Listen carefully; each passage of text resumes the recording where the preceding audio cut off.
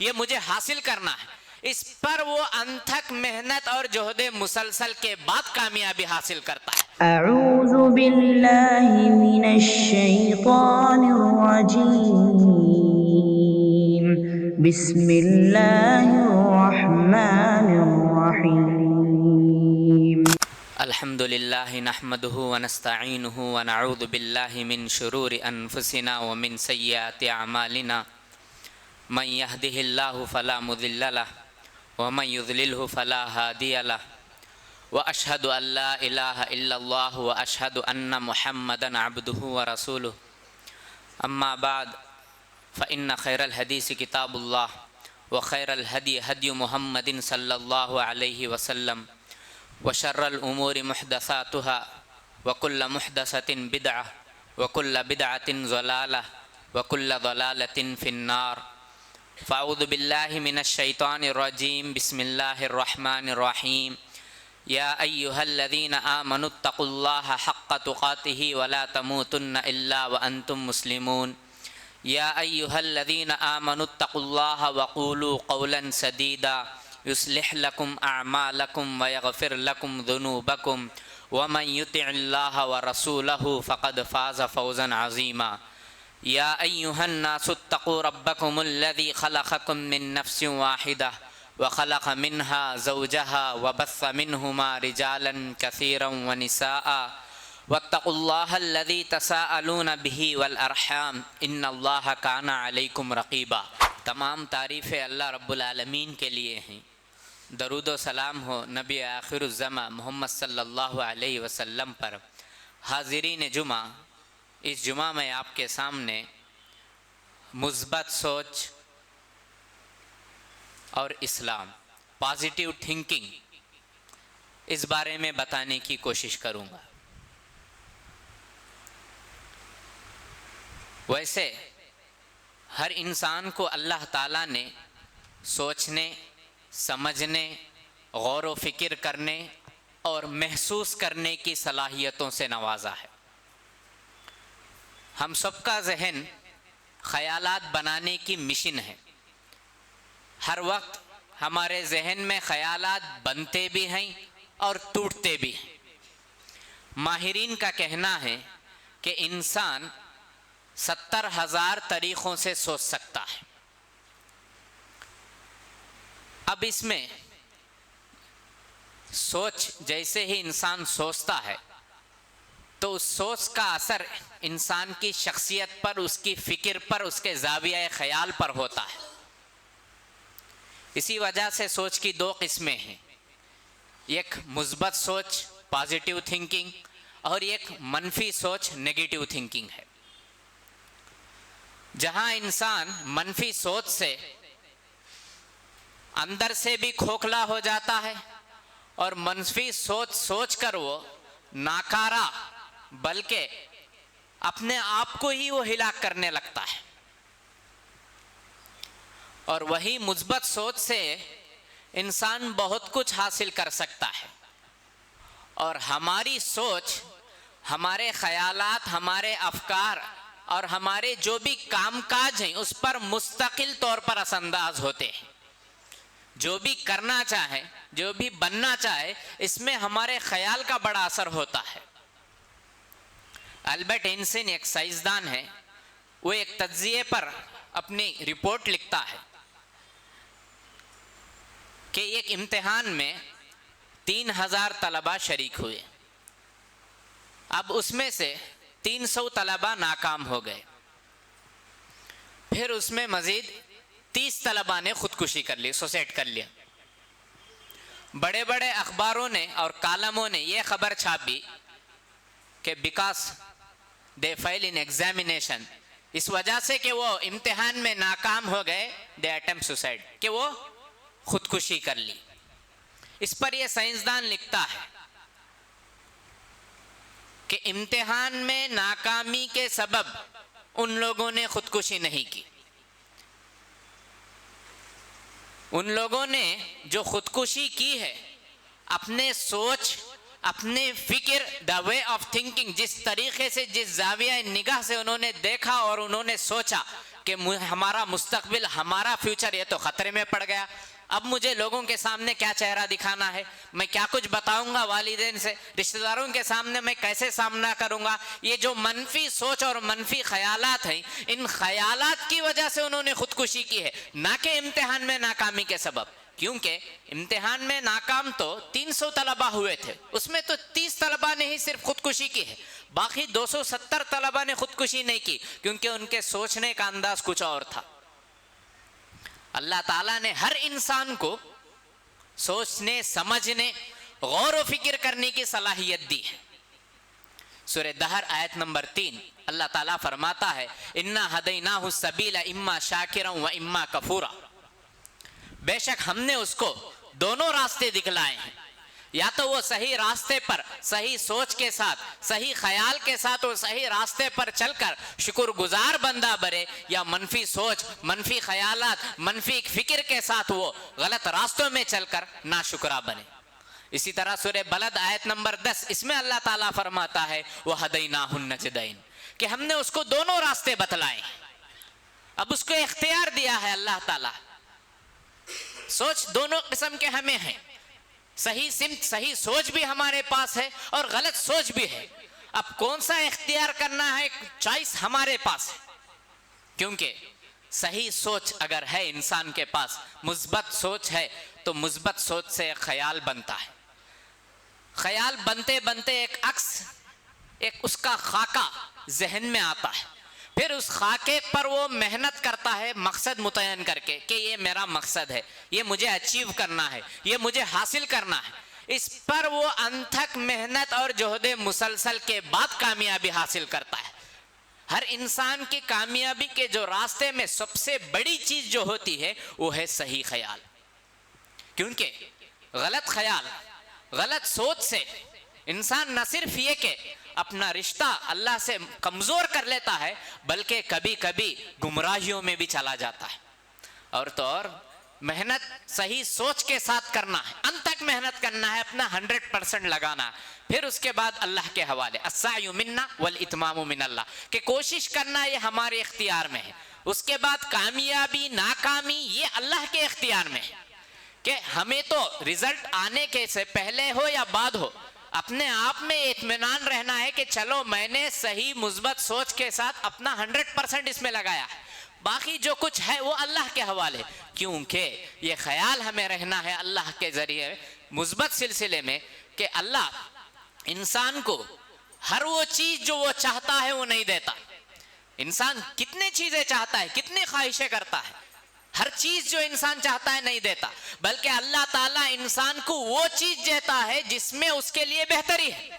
हर ख्याल आने वाली, हर सोचने वाली चीज, हर जो ख्वाहिश है वो पूरी नहीं होती, बल्कि अल्लाह हमारे उन चीजों को पूरी करता है जिसमें हमारे लिए बेहतरी है। और अगर इंसान गलत सोच सोचता है, मनफी फिक्र का हामिल होता है, तो मनफी फिक्र के नतीजे में शैतान के हथकंडों में आकर न जाने क्या कुछ काम कर लेता है, कभी सुसाइड, कभी ड्रग्स, न जाने कितने गलत रास्तों में चला जाता है। तो मनफी सोच से बचना चाहिए। मुस्बत सोच की कई मिसालें हैं, कुछ मिसालें आपके सामने बताता चलूं।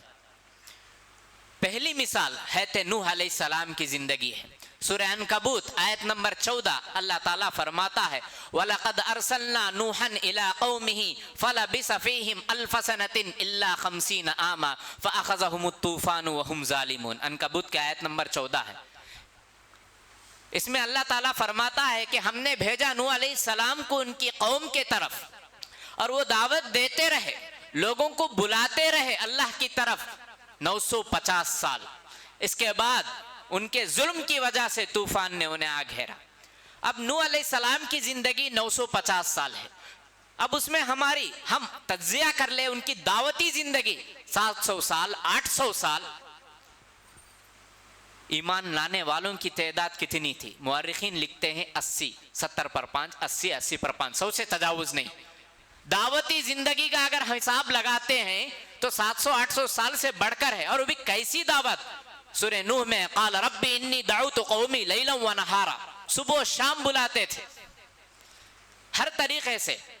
इन्नी दाऊतुहुम जिहारा सुम्मा इन्नी आलनतु लहुम व असररतु लहुम इसरारा। जिसको खुलेआम दावत देना उसे खुलेआम बुलाते थे, जिसको पोशीदगी से बुलाना उसे पोशीदा तरीके से, हिकमत के साथ, हर चीज से बुलाते थे नूह अलैहिस्सलाम। अंदाजा लगाए उतने सालों की दावत, साल में एक भी नहीं है ईमान कबूल करने वाला, बस 80 अफराद। अब नूह अलैहिस्सलाम यहाँ मुतासिर नहीं होते, यहाँ हमें मुस्बत सोच रखनी है। जैसे अल्लाह ने तूफान नूह में हलाक किया काफिरों को, उसके बाद जो बचे थे 80 अफराद, उसमें उनके बेटे भी थे हाम, साम, याफिस। अल्लाह ताला ने इन्हीं के जरिए से आज तक भी पूरी दुनिया चला रहा है। यह है मुस्बत सोच, पॉजिटिव थिंकिंग। अगर वो सोचते इतने सालों का नतीजा मुझे क्या मिला, बस 80 अफराद हैं, नहीं, बल्कि अल्लाह ताला ने एक निजाम चलाया कि तूफान नूह के बाद कश्ती नूह में जो बचे रहे, अल्लाह ताला ने उसके बाद उसी नस्ल से आज तक भी दुनिया चला रहा है। यह है मुस्बत सोच। एक और मिसाल यूसुफ अलैहिस्सलाम की जिंदगी है। हम सब पढ़ते हैं कुरान में अहसनुल क़सस सूरह यूसुफ में इस वाक़ये को कहा है कि बचपन हो, जवानी हो, हर एक यूसुफ अलैहिस्सलाम की मिसाली जिंदगी है। जैसे 11-12 साल लड़कपन की उम्र को पहुंचते हैं, भाई जलने लगते हैं, क्योंकि माँ ना होने की वजह से और कुछ आसार की वजह से बाप याकूब अलैहिस्सलाम की मोहब्बत यूसुफ अलैहिस्सलाम के लिए ज्यादा होती है। ये बात खलती है खुद के सगे भाइयों को और चाहते हैं कि ये यूसुफ ये रास्ते का कांटा है, इसको हटा देंगे, अखलिसुल महब, तो बाप की मोहब्बत हमारे लिए खालिस हो जाएगी। तो इस इरादे के तहत उन्होंने हसद किया और जलकर नन्हे यूसुफ को कुएं में फेंक दिया। क्या हाल होना है कुएं की तारीकी, जंगल की तारीकी में, वो भी बचपन का हाल है, लड़कपन, 11, 12, 13 साल की उम्र है। फिर उसके बाद मुसाफिर उठा ले गए और ऐसा बच्चा आगे चलकर उसके लिए बहुत सारी चीजें हैं और दुनिया में रहती दुनिया तक के लिए सबसे बेहतरीन अगर किसी का सिलसिला नसब है तो यूसुफ अलैहिस्सलाम का है। यूसुफ इब्ने याकूब इब्ने इसहाक इब्ने इब्राहिम अलैहिस्सलातु वस्सलाम, बाप भी नबी, दादा भी नबी, परदादा भी नबी। ऐसे शख्स के साथ दुनिया का सुलूक देखे, खुद के सगे भाइयों का कुएं में फेंके, फिर उसके बाद मुसाफिरों के जरिए मिस्र के बाजार में एक गुलाम की हैसियत से बेचा जा रहा है। आजाद तो आजाद शख्स, रहती दुनिया तक के लिए सबसे बेहतरीन जो सिलसिला नसब है, जो खानदानी सिलसिला है, बाप दादा परदादा सब नबी है, ऐसे शख्स को, ऐसे बच्चे को एक गुलाम की हैसियत से मिस्र के बाजार में फरोख्त किया जा रहा है। बात यहीं पर नहीं रुकती है। फिर उसके बाद अजीज मिस्र उनको खरीदता है और अपने बीवी से कहता है इत्तखिज़, ले लो इसको, हो सकता है कि हम इसे ले पाड़क लड़का बना ले। फिर वहां से उनकी दूसरी जिंदगी शुरू होती है। खूबसूरती के तो खुलेआम चर्चे। जो अजीज मिस्र की बीवी है, मुअर्रिखीन उसका नाम जुलेखा लिखते हैं, वो अपना दिल दे बैठती है यूसुफ अलैहिस्सलाम को, वरगलाने लगती है, अपने मकर फरेब में फंसाने की कोशिश करती है, हर आन बुराई की तरफ बुलाने की कोशिश करती है। इतना ही नहीं बल्कि जब इसके चर्चे शहर में हुए और लोग ताना देने लगे कि वक्त की अजीज मिस्र की बीवी एक गुलाम को अपना दिल दे बैठी है, तो इसने सोचा कि सबक सिखाना चाहिए दूसरे अफराद खवातीन को, सबको दावत पर बुलाया। सूरह यूसुफ आयत नंबर 30 पर 1, फलम्मा सम्यत मकरिहिन्ना अरसलत इलैहिन्ना व आतदत लहुन्ना सिक्कीना व आतत कुल्ल वाहिदिन मिनहुन्ना सिक्कीना व क़ालत इख़रुज अलैहिन फलम्मा रअयनाहु अकबरनाहु व क़त्तअना अयदियहुन क़ुलना हाशा लिल्लाहि मा हाज़ा बशरा इन हाज़ा इल्ला मलकुन करीम। अब मलिका थी जुलेखा, सबक सिखाना चाहिए तो सारे खवातीन को बुलाया, सबके हाथ में फ्रूट दिया और चाकू दिया और कहा क़ालत इख़रुज अलैहिन, गुजरो इधर से। जैसे यूसुफ अलैहिस्सलाम गुजरे वहां से तो फरेख्ता होकर औरतें फ्रूट के साथ हाथ भी काटने लगी। अब पहले तो एक के मकरो फरेब थे, अब सारे खवातीन के चर्चे हैं। ये कहकर खुद यूसुफ अलैहिस्सलाम दुआ करते हैं, क़ाल रब्बि सिज्नु अहब्बु इलैया मिम्मा यदउननी इलैहि व इल्ला तस्रिफ अन्नी कैदहुन्ना अस्बु इलैहिन्ना व अकुम मिनल जाहिलीन। सूरह यूसुफ आयत नंबर 30 पर 3। ऐ अल्लाह, ऐ जेल के रब, मुझे जेल पसंद है, मैं जेल में रहना पसंद करता हूं उन चीजों के एतबार से जिस चीज की तरफ, जिस बुराई की तरफ और जिस गुनाह की तरफ ये खवातीन मुझे दावत दे रही, इससे बेहतर है कि मैं जेल चला जाऊं। अगर ऐसा ना हो, वइल्ला तसरिफ अन्नी कैदहुन्ना अस्बु इलैहिन, हो सकता है कि इनका मकर और इनके जो ख्यालात और मनफी चीजें वो मुझ पर हावी ना हो जाए। जेल की जिंदगी, वो भी 1-2 महीने की नहीं, सालों की जेल की जिंदगी गुजारते हैं। फिर उसके बाद बादशाह ख्वाब देखता है। ख्वाब के नतीजे में यूसुफ अलैहिस्सलाम उसकी ताबीर बयान करते, तो बादशाह तलब करता है आइए इनके लिए।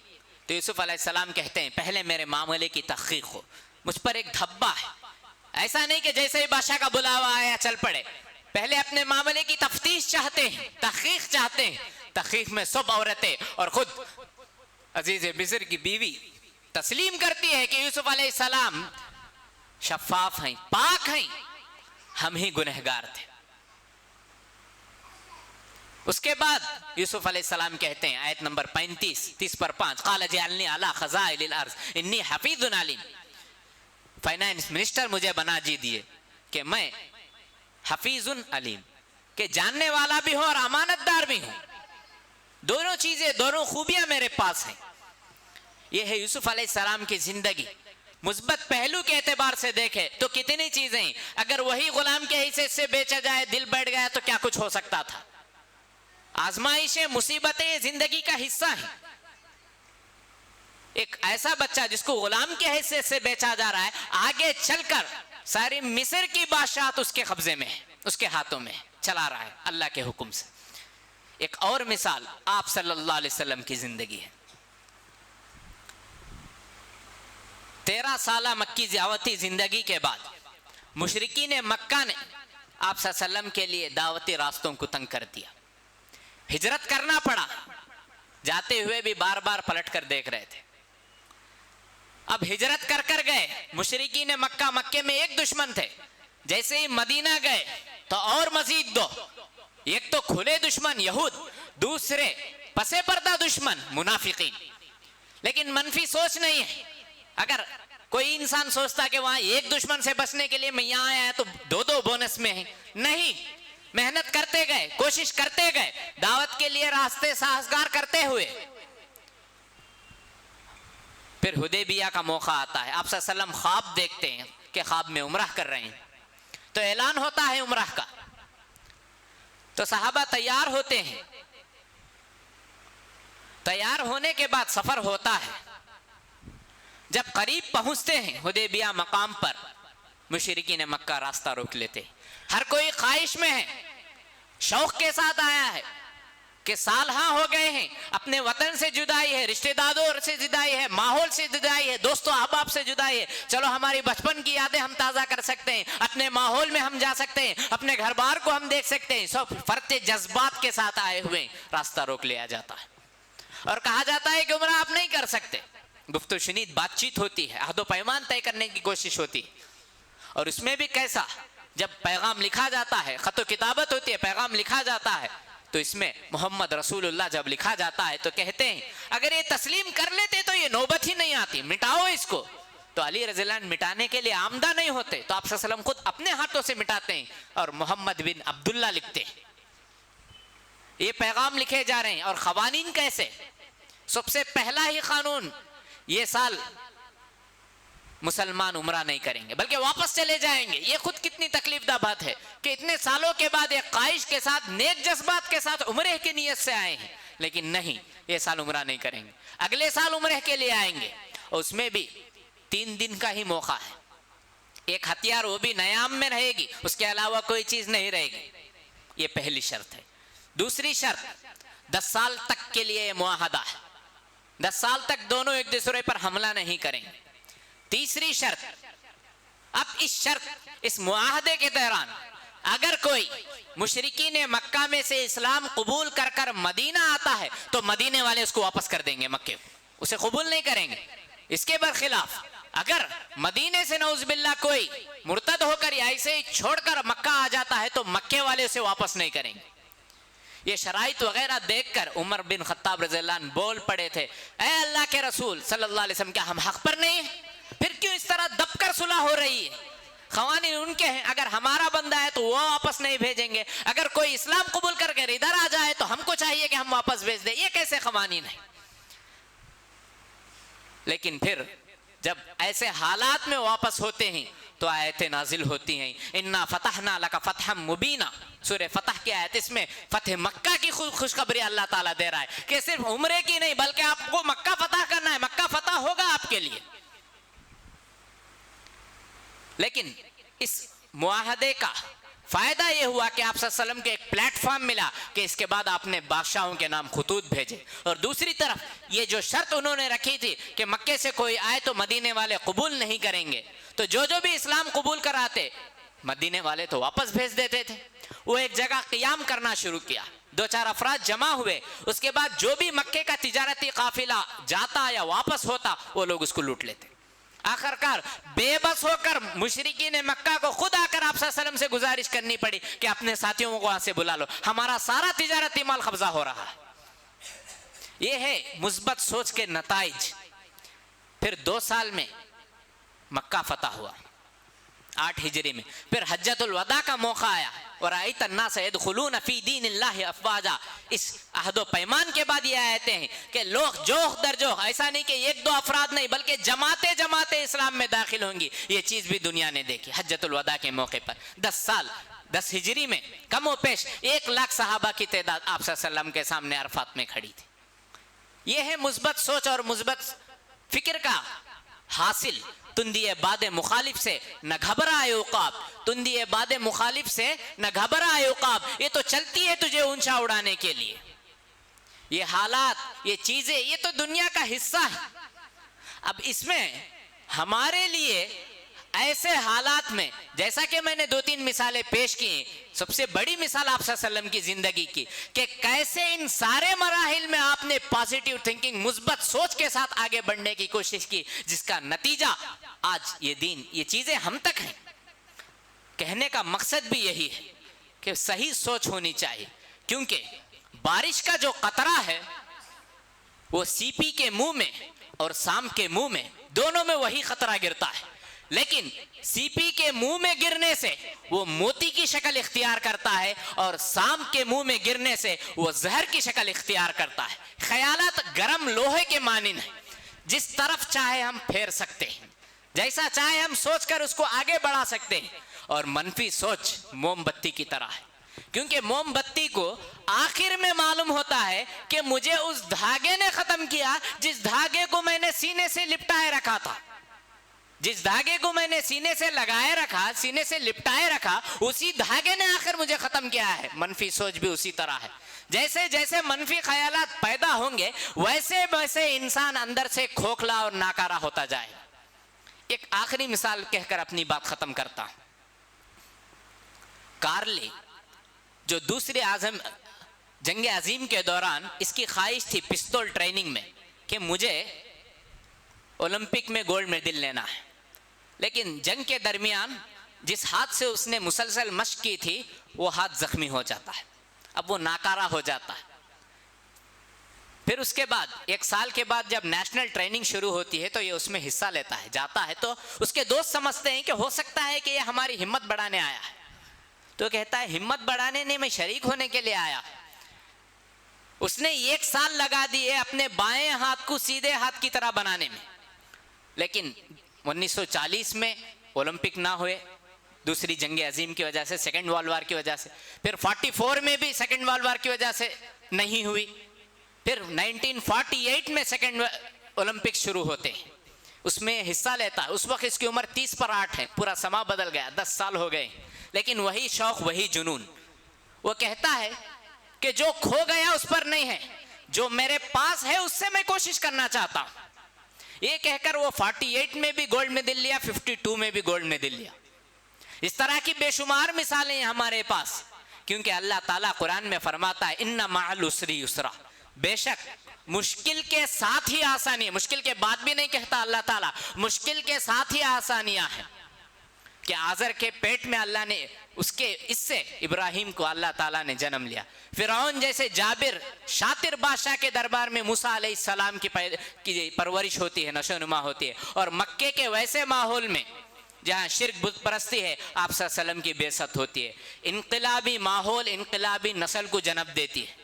जैसे जैसे हमारे ख्यालात अच्छे होते जाएंगे वैसे वैसे हमारे लिए रास्ते हल होते जाएंगे, रुकावटें ख़त्म होते जाएंगे। दुआ है रब्बुल आलमीन से कि अल्लाह ताला मुझे और आपको सही सोच सही ख्याल के साथ मकसद मुतय्यन करके आगे बढ़ने की तौफीक अता फरमाए। बारकल्लाहु लना व लकुम फिल आयाति वल कुरआनि व ज़िक्रिल हकीम इन्नहु तआला जवादुन करीम मलिकुम बर्रुर रऊफ़ुन व रब्बुन हलीम।